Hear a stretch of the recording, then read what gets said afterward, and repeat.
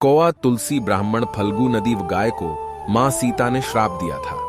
यही कारण है कि गया में आज भी तुलसी का पौधा नहीं उगता है। ब्राह्मण कभी भी संतुष्ट नहीं होते हैं। इसकी कथा बेहद ही रोचक है। वाल्मीकि रामायण के मुताबिक वनवास के दौरान भगवान राम, लक्ष्मण और माता सीता पितृपक्ष में श्राद्ध करने के लिए बिहार के गया धाम पहुंचे। वहां ब्राह्मण ने भगवान श्री राम और लक्ष्मण को श्राद्ध कर्म के लिए आवश्यक सामग्री जुटाने के लिए कहा।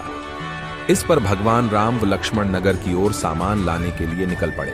ब्राह्मण देव ने माता सीता से आग्रह किया कि पिंडदान का समय निकलता जा रहा है। यह सुनकर माता सीता की व्यग्रता भी बढ़ती जा रही थी, क्योंकि श्री राम और लक्ष्मण अभी नहीं लौटे थे।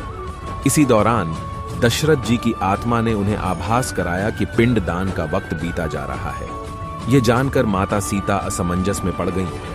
तब माता सीता ने समय के महत्व को समझते हुए यह निर्णय लिया कि वह स्वयं अपने ससुर राजा दशरथ का पिंडदान करेंगी। उन्होंने फल्गु नदी के साथ साथ वटवृक्ष, कौआ, तुलसी, ब्राह्मण व गाय को साक्षी मानकर स्वर्गीय राजा दशरथ का पिंडदान विधि विधान के साथ किया।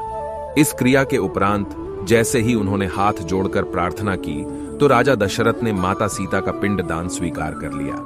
माता सीता इस बात से प्रफुल्लित हुईं कि उनकी पूजा दशरथ जी ने स्वीकार कर ली है। इसके बाद उनके मन में संशय भी हुआ कि प्रभु राम इस बात को नहीं मानेंगे, क्योंकि पिंडदान पुत्र के बिना नहीं हो सकता है। थोड़ी देर बाद भगवान राम और लक्ष्मण सामग्री लेकर आए और पिंडदान के विषय में पूछा।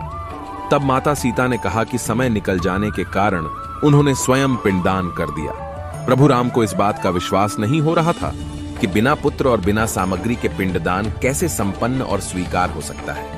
इसके बाद माता सीता ने कहा कि वहां उपस्थित फल्गु नदी, तुलसी, कौआ, गाय, वटवृक्ष और ब्राह्मण श्राद्ध कर्म की गवाही दे सकते हैं। भगवान राम ने जब इन सब से पिंडदान किए जाने की बात सच है या नहीं पूछा, तब फल्गु नदी, गाय, कौआ, तुलसी और ब्राह्मण पांचों ने प्रभु राम का क्रोध देखकर झूठ बोल दिया कि माता सीता ने कोई पिंडदान नहीं किया है। वटवृक्ष ने सत्य कहा कि माता सीता ने सबको साक्षी मानकर विधि पूर्वक राजा दशरथ का पिंड दान किया है। पांचों साक्षी के झूठ बोलने पर माता सीता ने क्रोधित होकर उन्हें आजीवन श्राप दे दिया है। फल्गु नदी को श्राप दिया कि वह सिर्फ नाम की नदी रहेगी, उसमें पानी नहीं रहेगा। इसी कारण फल्गु नदी आज भी गया में सूखी है। गाय को श्राप दिया कि गाय पूजनीय होकर भी सिर्फ उसके पिछले हिस्से की पूजा की जाएगी और गाय को खाने के लिए दर बदर भटकना पड़ेगा। आज भी हिंदू धर्म में गाय के सिर्फ पिछले हिस्से की पूजा की जाती है। माता सीता ने ब्राह्मण को कभी भी संतुष्ट न होने और कितना भी मिले उसकी दरिद्रता हमेशा बनी रहेगी का श्राप दिया। इसी कारण ब्राह्मण कभी दान दक्षिणा के बाद भी संतुष्ट नहीं होते हैं। माता सीता ने तुलसी को श्राप दिया कि वह कभी भी गया की मिट्टी में नहीं उगेगी। यह आज तक सत्य है कि गया की मिट्टी में तुलसी नहीं फलती। और कौआ को हमेशा लड़ झगड़ कर खाने का श्राप दिया था। कौआ आज भी खाना अकेले नहीं खाता है।